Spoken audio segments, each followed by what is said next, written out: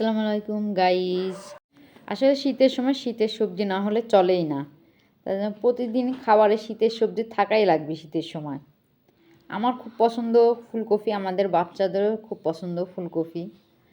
এজন্য আমাদের বাসায় প্রতিদিনই ধরতে গেলে ফুলকপি হয় বাচ্চাদের জন্য। খুব ভালো লাগে ফুলকপি খেতে। টমেটো, গাজর, শসা এগুলো সালাদ না হলে তো দুপুরে খাবারই জমে না।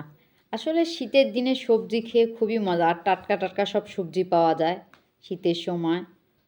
শীত একটা অনুভূতি, আনন্দ সব নিয়েই মনে হয় শীত আসে। শীতটা আসলেই খুব মজার। সকালে খেজুরের রস, পিঠা, পুলি এগুলো খেতে খুবই মজা লাগে শীতের দিন।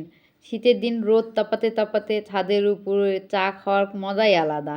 আমাদের শীতের সময় ছোটোবেলা খুব মজার কাটতো।